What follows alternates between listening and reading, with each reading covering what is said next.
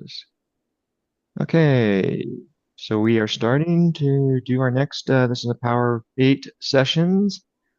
We got three of us in here today, Tony Ann and Luciana, to carry on that power of purple, that power of infinity, and change the world for the better and focus on those positive things and ingest that in life. So let the fun begin.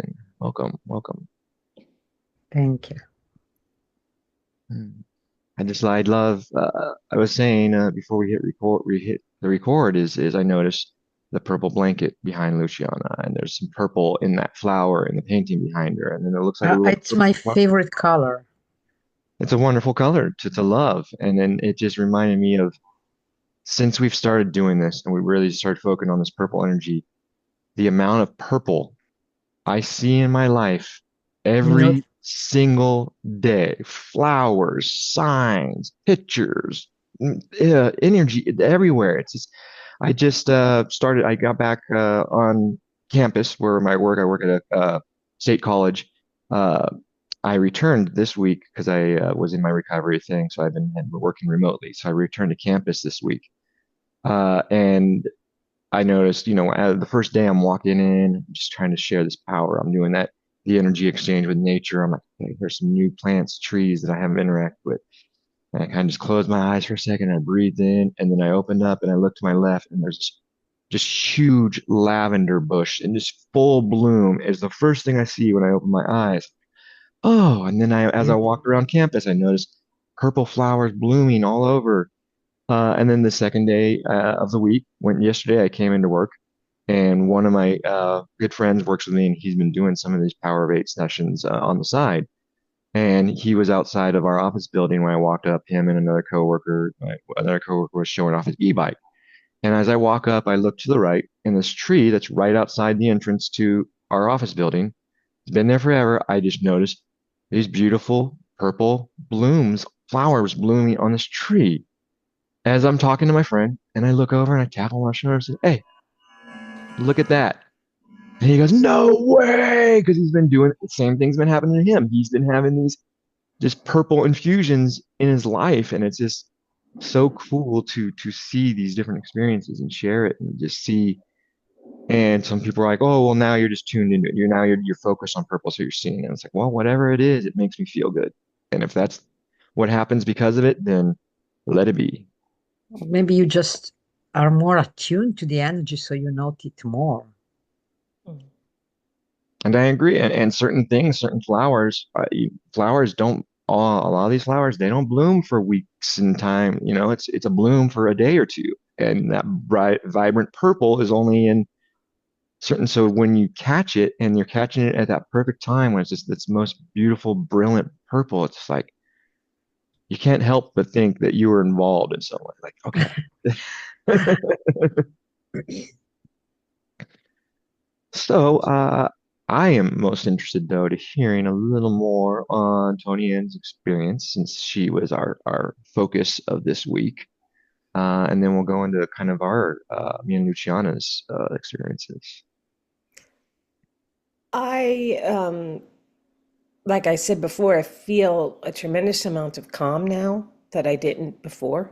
I will say that I was going through like an emotional roller coaster before all that, kind of fixating between sadness, anger, hopelessness, and then remembering that, all is always as it should be, and that we have a very limited scope of what we see. We can only see a small amount, but to the divine who sees the whole picture, things look very, very different. So you have to trust that even though they might not look the way we would prefer now, all is still perfect and well. And that's where I am, and I'm trying to just maintain that feeling of acceptance. I know that Nagendra always talks about love what is. For some things, it's still acceptance. I mean, obviously, my father-in-law's terminal diagnosis, that's acceptance. Can I feel love for it? Not at the moment. but it's acceptance, and it's not anger, and it's not grief. It's acceptance that this is the way that his journey needs to play out. And all I can do is just be the most positive influence at the time I could be. And that's it. That's a beautiful thing, the acceptance. And for you to realize acceptance doesn't mean I have to love it. Mm. It's just that it is what it is and allow it to be, allow it to pass, allow it instead of fighting against it, causing stagnation, causing tension within the body, causing conflict within the body, because that's all it does when we refuse to accept things. Doesn't mean we have to love them, doesn't mean we have to like them. It is what it is. Let it be, let it pass. Yeah. Yeah. I mean, I say my father-in-law, and it sounds like, but I've been with my husband for about almost 30 years. So like my father-in-law is like a second father. So there's a real closeness there. And yeah, it will be a big loss when he passes. Yeah. 30 years, that is very impressive. Congratulations. And you Thank don't look like you're old enough to have a 30-year marriage in. I'll be Okay. So that, 50 soon. wow. I got 2 years still for that one. Well, we haven't been married 30 years, but we've been together 30 years. Oh, okay. Okay. Yeah.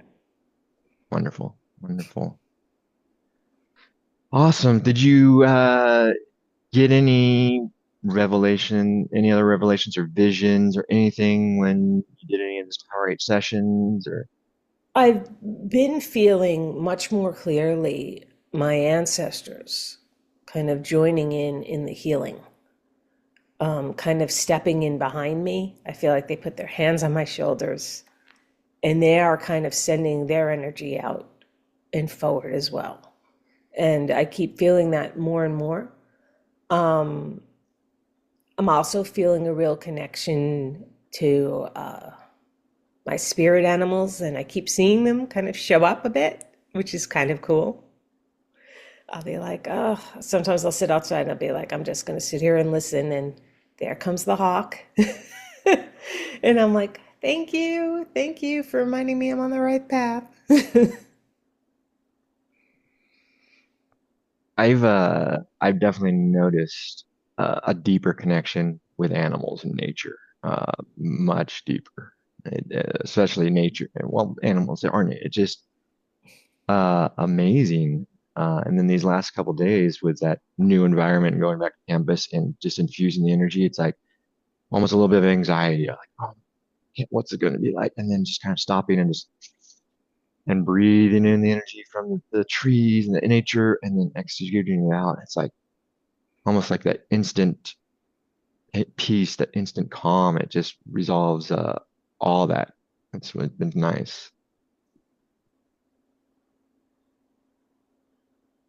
Luciana, do you have any? So yes, I wrote a few things because felt in so many things. The first I'm going to tell about, I believe it was last Thursday. Um, and then Tony Ann, you did that post on the Heart Circle, the one about the politics, but I read it afterwards. So what I saw on that day was that something very strong would come to you very much unexpected. And then I read your post. I said, wow. So, like a great transformation, I saw a V on your chest that was made with your own hands. And out of the V, a bird flew away. And then you mentioned the eagle and the hawk. Um, the awareness that before being able to be in emitting energy of everything is okay, you have to be okay first. Like also realizing the crashing of some parts of egos after having seen it. A sense of renewal, lightness. And then you said, I am my species, I am the herald. I don't know. I'm just giving it as it I comes. am I am what? I am the I am my species. I I speak. am the herald. Want to make sure I'm saying it correctly in English. Let's say I Okay. I don't know. I don't know what it was. I am my kind. I am the herald. Yeah, Okay. that's what came up. Um, on another day, I saw you very big in size, very serious, conscious that you have your own stuff to clear in order to be that it's gonna be okay person and transmits this to others. Um, then I see you on the ground. It very much feels like, those sweat hats of the Native Americans, and where you go all within, and there is like a girl appearing in front of you, dancing in circle around you and looking at you and telling you to remember when you were young, what did you want? As if the girl is pushing you to remember the promises you made to yourself. And then you both start walking together um, in a long corridor of a whole the house. And at the end of the corridor, there are a lot of things piled up, chairs, and there is an intense feeling of feminine ancestral line as if it wants you to honor a certain way, but it very much feels like you want to break free from it. That was the feeling.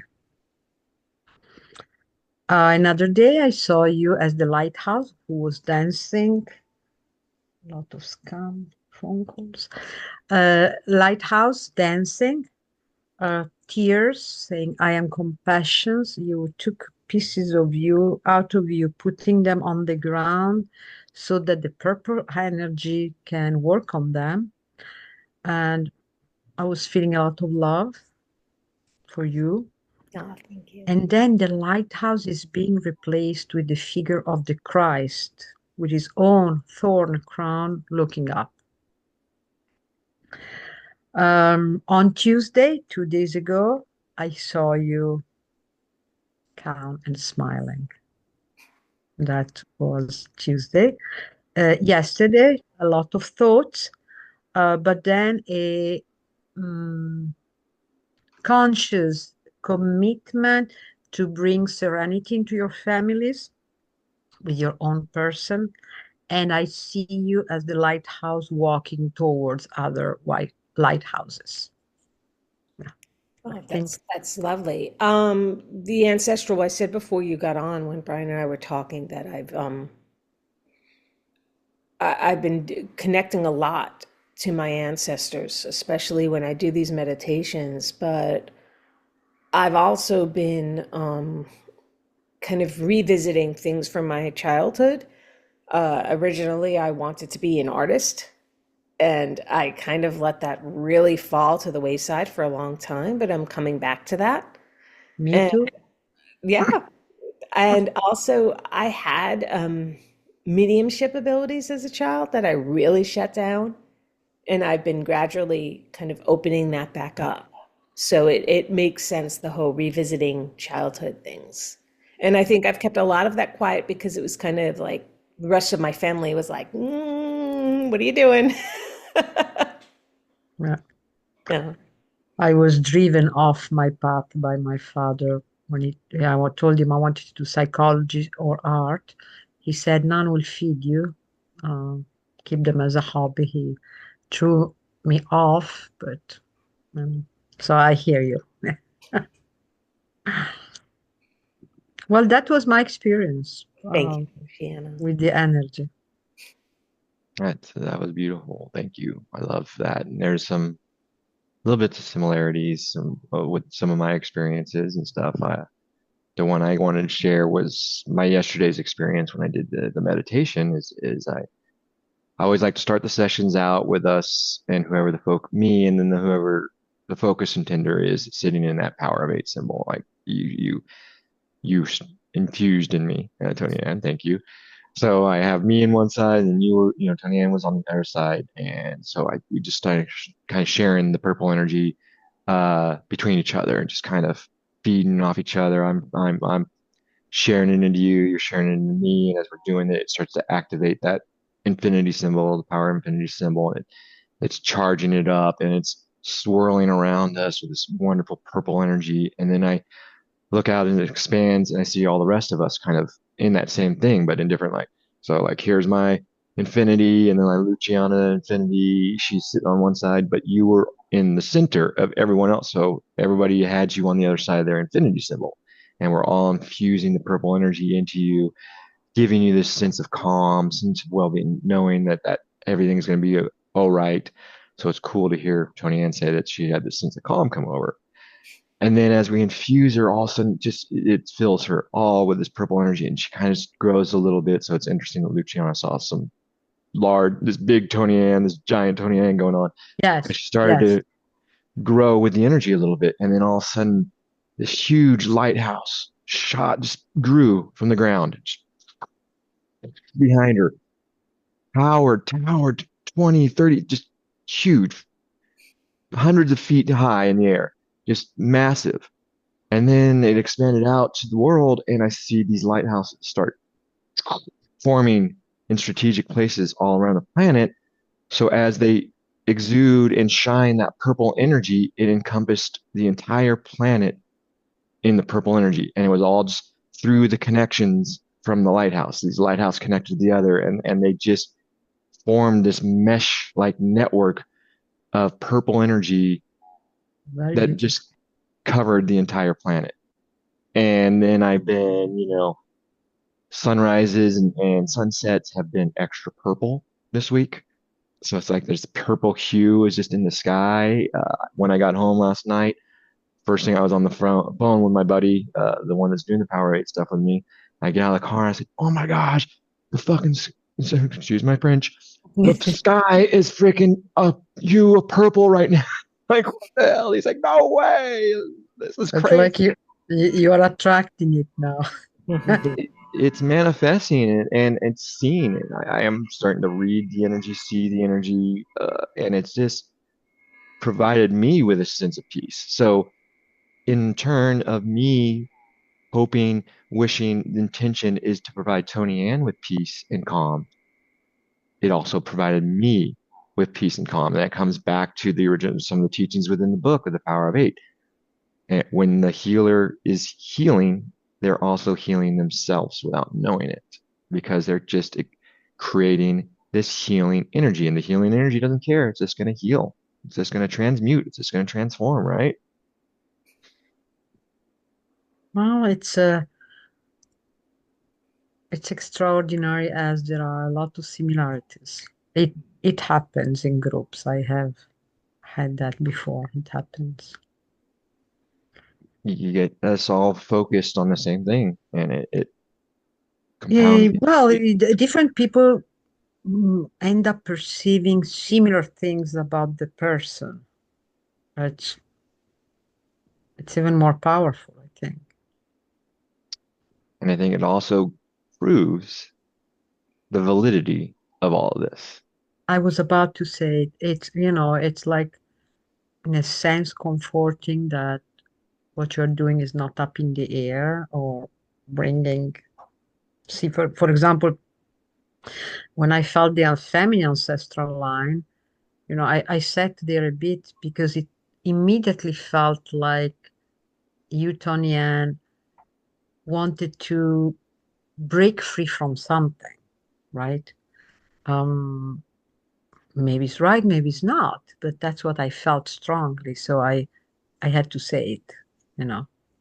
No, no, it makes sense. My family dynamics is complicated.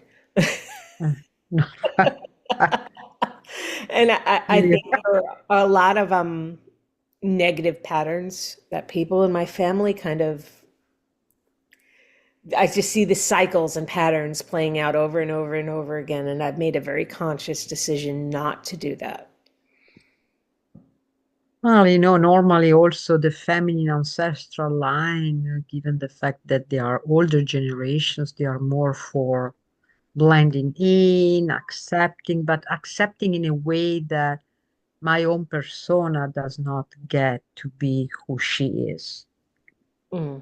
Those type of that felt the type of dynamic. So you can still be that lighthouses of everything's gonna be okay and infuse it in the family, but also honor who you are. For example, the art part that you mentioned, that eventually everyone would dismiss or put aside, and instead you feel this is my own persona, in spite of what everyone may think. Right.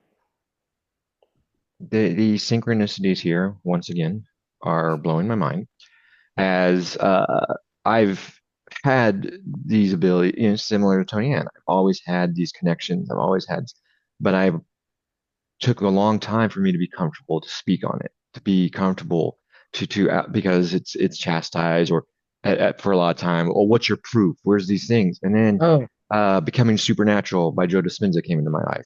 Power of Eight came into my life, and they have all these things backed up by scientific and medical studies that show validity to it. And then I start practicing these things more regularly and involving others in it. And then I see it working and I see it actually instantaneous. The first one when we did one for my nephew and it healed him from the poison. And then every time that we're doing it, just seeing the magic, empowers me to be like, now I'm like, I can't stop talking about it because I know it works. And it's like, why would I not talk about this and share this now with the world? This is an amazing, life altering, life changing practice that is going to bring balance and unity to the planet. yes. I just love seeing that as the more we are all practicing this, that like we're all being empowered more and more. And as Luciana and Toniana, I think both of us stepping into our truths again, not being afraid to hide anymore, being more comfortable with speaking on what we know is true and what we feel. Hmm. So everybody watching along in replay, something to take away from this is these are the extended power of this healing, that this healing does not just start with the healing and the focus intention. This healing brings about healing within. And when we start to realize that, it empowers us even further because now I want to go out and heal everybody. You're not going to force yourself on everybody because I've realized that too, going back to campus and walking around a sea of people. The sea of people don't receive the energy like a sea of trees or the forest does. The forest doesn't care. It's just going to interact. But people have barriers and walls and different things. So then it's just kind of like, I, the focus isn't to try and change that person's perception or their energy or anything. I am just going to exude this energy and emit this energy at all times. I'm going to emit love. I'm going to emit these emotions. I'm going to emit this empowering power. And I'm going to stand in my truths at all times. And I'm just going to allow that to be this radiant energy around me. And if it infects people, great. If it doesn't, great. I mean, whatever. It's not any worry, but then I'm always happy. And then if I'm always happy, my world starts becoming happy. People I interact with all of a sudden are happy. They're like, hey, man, when I interact with you, you're always in a good mood, puts me in a good mood. I don't know what's going on. And then you start infecting people with love, compassion, unity, and this beautiful purple energy that we're creating. Yeah, you can change yourself on. That's the truth. And then affect with your own change whomever's around Exactly. So we could walk around in states of doubt and states of fear and wonder why that's what our outer world is. Well, that's what we're focusing on. But if we focus on love, we focus on compassion, we focus on understanding, we focus on trying to see others' perspective and realize that while we may see it one way because of our upbringing and because of where we are, they may see it a completely different way and be like, well, that your way doesn't mesh with the way I see things and how world works. And it's like acceptance of, well, that's okay because your world is not my world, right? So if that's as long as you're not imposing your world on me or trying to do harm to me or somebody else, why do I care about how you do things, how you perceive it, how you practice? As long as you're coming back at me with love and compassion, that's all Well, should matter. this is truly a big point. Um, Spending time judging takes away time for loving. Mm. It's a very big point. It's not easy. I believe that sometimes conflicts come to us exactly to help us get trained with that. And okay, do I need to be right? Maybe not, because Mm. when I tried to be right, then I lost the opportunity to love the person as they are. Not saying it's easy, especially when it comes from family members or people with whom there are the most intense conflicts. But I believe those conflicts sometimes are there exactly to invite us to see that and to try to be that. Conflicts arise to show us what we're still resisting. Yes, and I think that could be the resistance. What I mean is that at a certain point of one path, of course, this comes up. Are you choosing to love or to judge? So the conflicts may increase exactly so that I could see that over and over again and make a choice.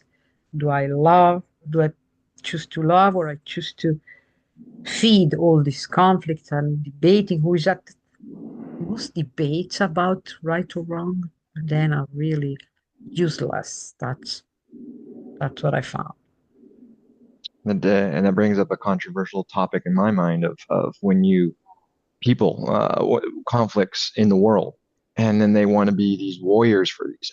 I'm just so angry. I'm going to do this, and I'm going to focus all my energy, and it's just angry and angst and well, now that's what you're putting out into the world, and you're not Yeah. actually changing the conflict because that No, anger does not change anything, and it's not no. doing anything.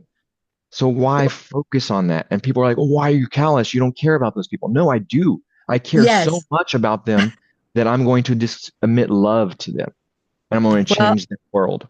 what you just described is the typical thing that happens when you say, no, I'm not watching the view. The news. Oh, you don't care or don't hear.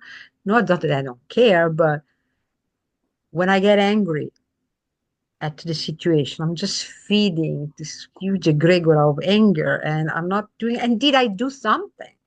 Did I act, did anything change out of my anger?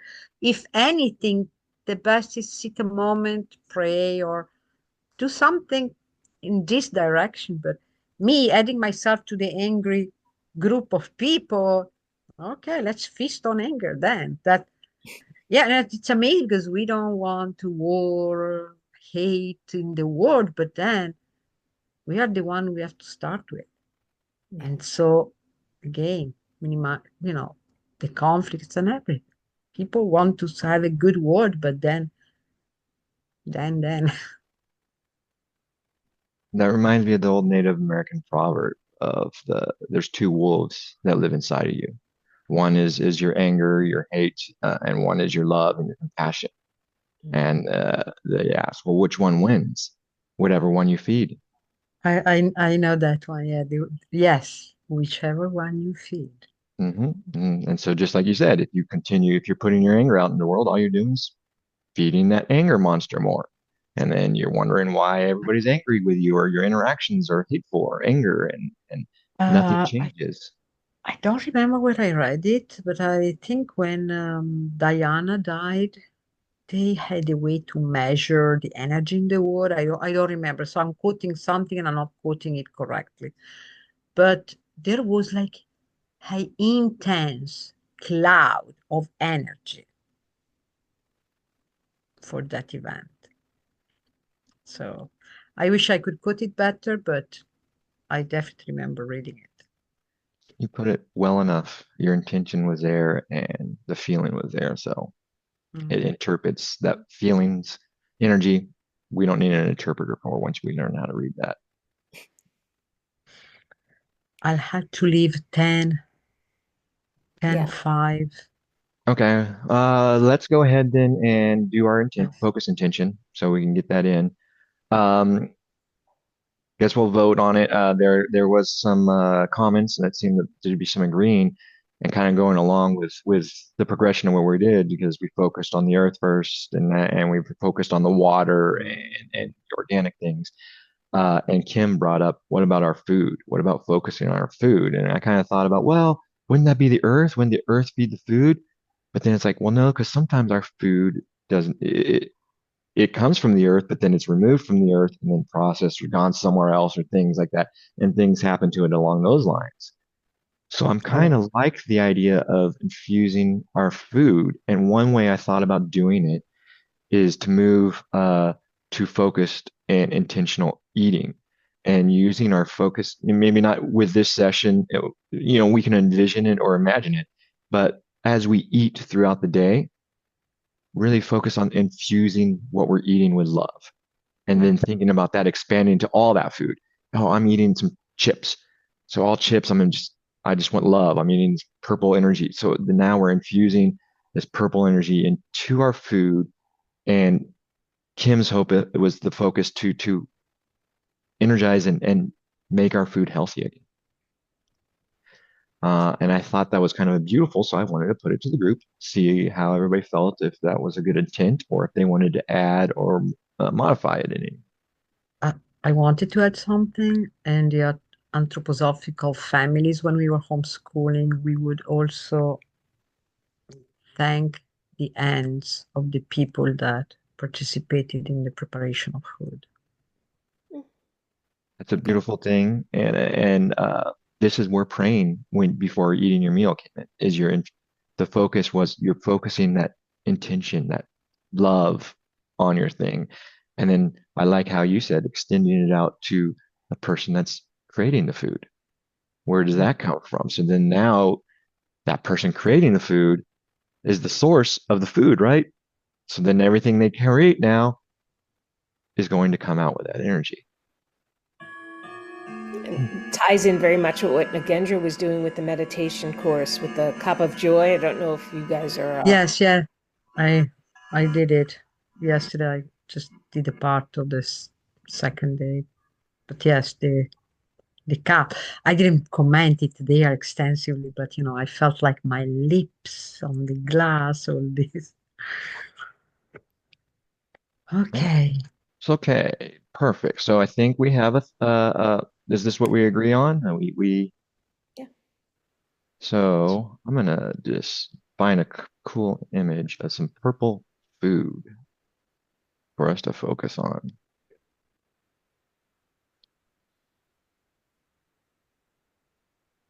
As soon as I can, hey, get out of here. Pop-ups. There we go. Cool, cool. Okay, so let's get back to sharing my screen. Share, screen, sound, and share. All right, so we see the purple food here.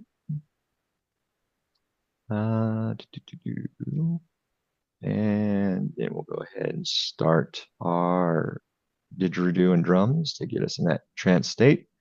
So those following along that may have not participated, the intention here is we do an 8-minute focus intention where we initialize this purple energy within us. Purple energy is the combinations of all energy. It's love, it's unified energy, it's higher consciousness, it's violet flame, it's healing energy.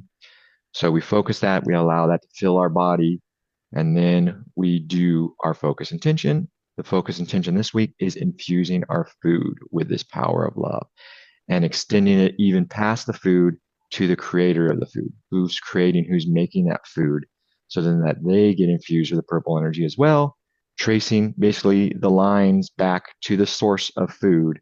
So this purple energy, it gets infused into whatever the source of food is, whether it's the planet, whether it's a human, whoever it is, or whatever it is, tracing and allowing that purple energy to infuse into where the source of food comes from. So we heal that source of food. And let's get our little sound going. Is it loud enough? Can we hear this? Yes. We will go ahead and begin our 8 minutes of focus attention.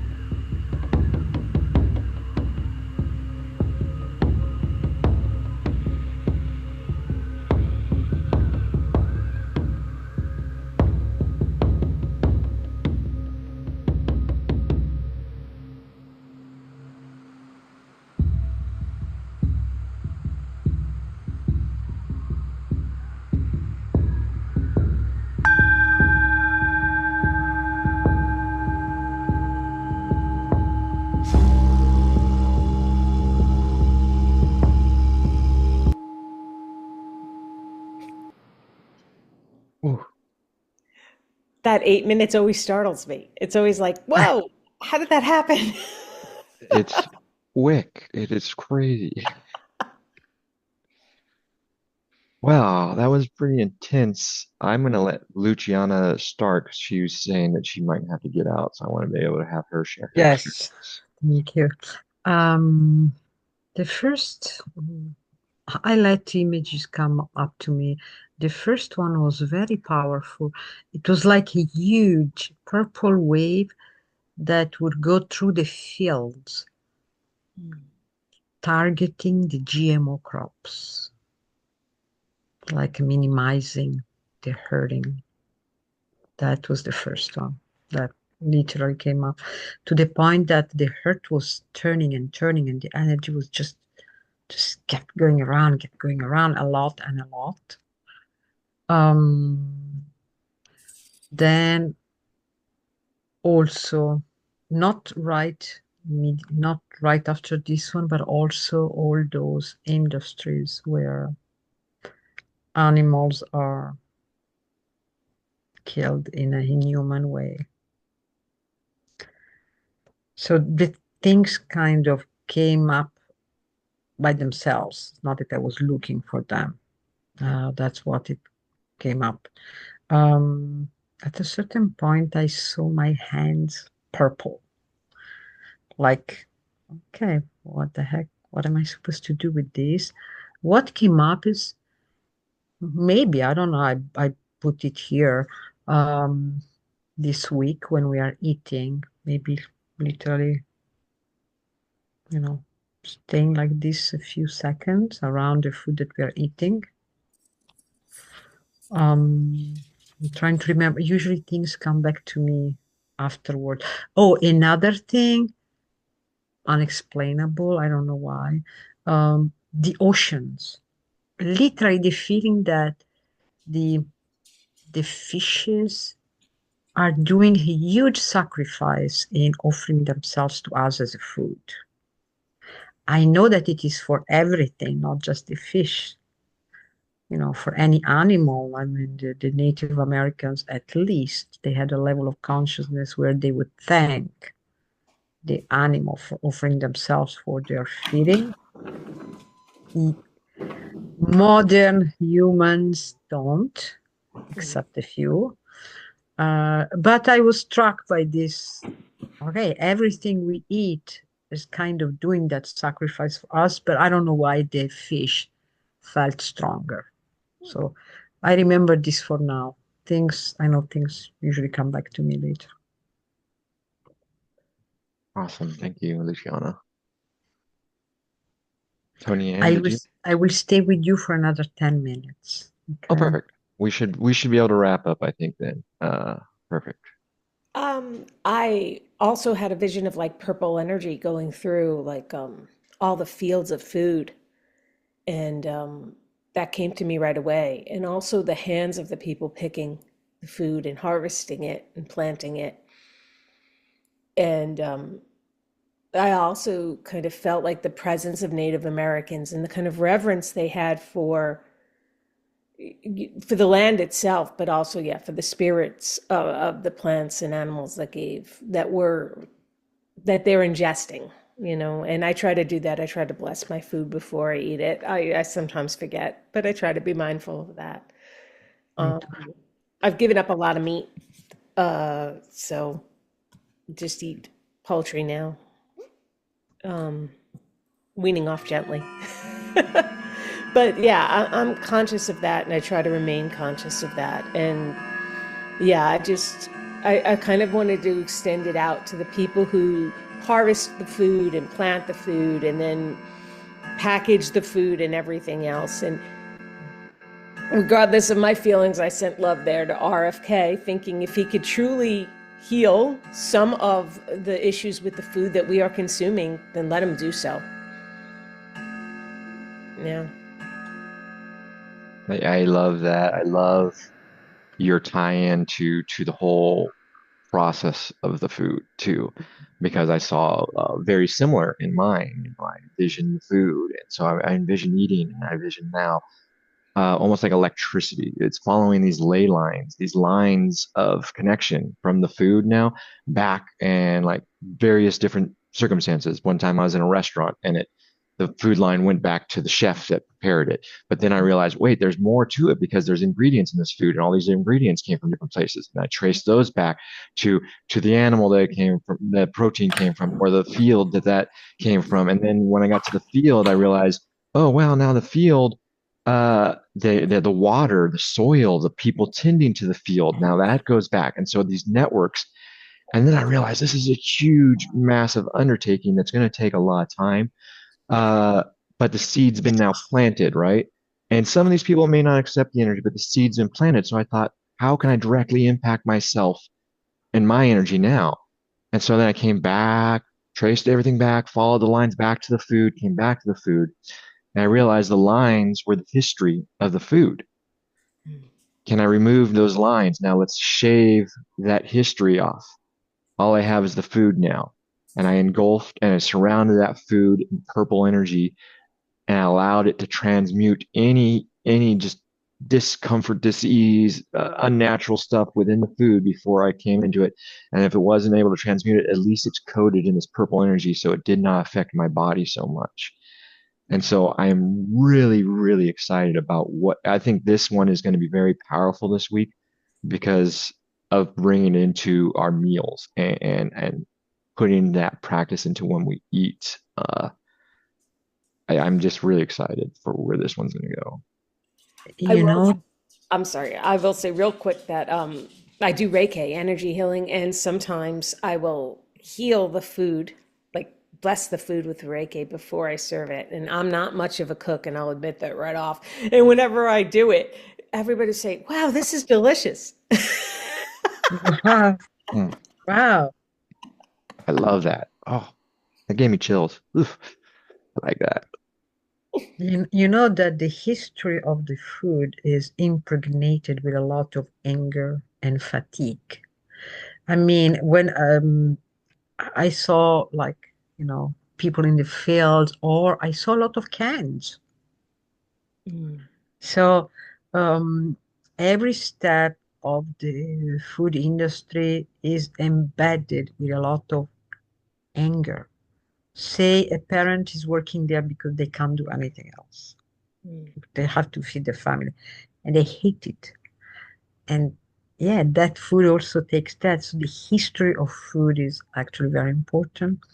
I agree that I think food should, we should take this one for long.